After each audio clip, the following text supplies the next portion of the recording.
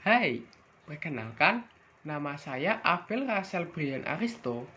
NIM saya 22G10017. Saya berasal dari Prodi Akuntansi, kelas 2. Pada kesempatan kali ini, saya akan mereaction dari video Pak Greg yang berjudul Hubungan Antara Agama dan Kebahagiaan. Sebelum memulai reactionnya atau berkomentar, saya akan memulai dengan berdoa sesuai agama saya. Bismillahirrahmanirrahim. Alhamdulillahirabbil alamin.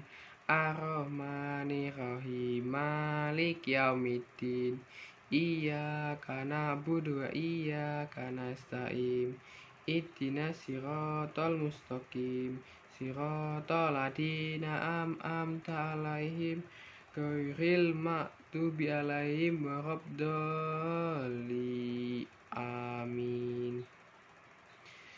Ya Tuhan kami, jadikanlah ilmu kami ilmu yang bermanfaat.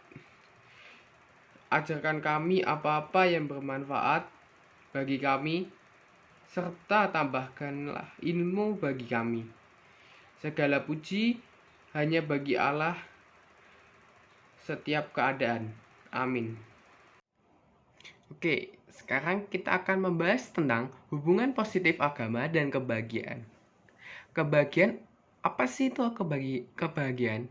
Kebahagiaan adalah suatu hasil penilaian terhadap diri dan hidup yang memuat emosi positif seperti kenyamanan, kegembiraan yang meluap maupun aktivitas positif yang tidak memenuhi komponen emosi apapun, seperti absorpsi dan keterlibatan. Seperti contoh kasus di Swedia. Di Swedia terdapat 7% yang terkena gangguan mental seperti cemas, stres, maupun terkena gangguan jiwa hingga depresi. Kemudian, pemerintah Swedia membuat target untuk mencapai kebahagiaan warganya. Terdapat faktor-faktor penentu kesehatan yang satu persatu mempengaruhi kesehatan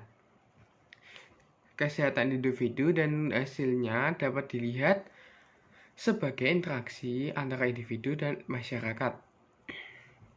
Ada dua penjelasan utama mengapa agama dapat mempengaruhi kesejahteraan subjektif. Yang pertama adalah organisasi keagamaan untuk gereja misalnya dapat meningkatkan kesejahteraan subjektif dengan menawarkan akses individu yang berpikiran sama jaringan sosial. Yang kedua, dimensi pribadi dan batin agama. Kepercayaan kepada Tuhan, misalnya, mungkin berkorelasi positif dengan kesejahteraan subjek. Terdapat faktor-faktor seperti faktor sosial ekonomi, faktor budaya, dan lingkungan. Yang pertama, faktor ekonomi. Di sekitar kita, yang kaya tidak hanya satu, namun banyak. Dengan begitu, dapat membantu menaikkan sosial ekonomi di sekitarnya dengan meningkatkan infrastruktur dan semacamnya. Yang kedua, ada faktor budaya. Faktor budaya dapat membuat kebahagiaan. Seperti contohnya, pendidikan. Semakin tinggi pendidikan, tinggi pula pendapatan dari pekerjaan, dan semakin luas juga lapangan pekerjaan. Tetapi, jika pendidikannya rendah, maka lapangan pekerjaannya sedikit dan alhasil tidak mengalami kebahagiaan. Yang ketiga, faktor lingkungan. Jika lingkungan kita sehat, maka dapat membuat kebahagiaan. Tetapi jika lingkungan kotor, maka dapat mengurangi kebahagiaan, bahkan tidak dapat mendapatkan kebahagiaan. Contoh yang kedua ada di Amerika. Seperti di Amerika, yang memeluk agama atau percaya dengan agama yang mereka yakini kurang memiliki kebahagiaan. Karena kebanyakan orang Amerika yang beragama memiliki pendidikan yang rendah. Yang sedikit kemudian memiliki income yang rendah. Sedangkan orang yang berfokus pada karirnya lebih memiliki income yang lebih tinggi. Terdapat kebahagiaan secara spiritual. Ini orang-orang yang percaya kepada Tuhan. Kemudian meyakini hidupnya akan baik-baik saja atau bahagia selama hidupnya. Orang yang sudah kaya atau memiliki harta yang lebih dapat membantu orang yang berkesusahan atau memiliki ekonomi yang rendah. Ini sudah diatur oleh Tuhan. Kebahagiaan ditemukan di level konsumsi. Manusia dapat dilihat dari overkonsumsi. Jika berkelebihan untuk berkonsumsi, maka efeknya tidak baik. Manusia diharapkan untuk menahan diri untuk tidak berkomunikasi berlebihan. Mempengaruhi kebahagiaan lain adalah pendidikan, ada etnis, cantik atau ganteng, maupun usia, dan sebagainya.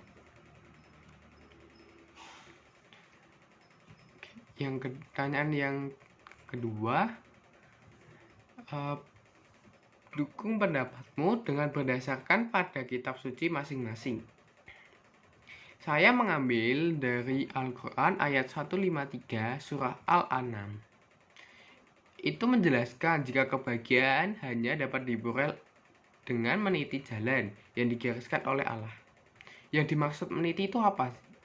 Ya, yang dimaksud itu Allah adalah menaati perintahnya dan meninggalkan larangannya dengan ikhlas dan benar, dengan menjalankan sholat 5 waktu dan membagi rezeki kepada orang yang bersusahan, serta tidak melakukan hal yang sia-sia. Sekian dari saya, terima kasih.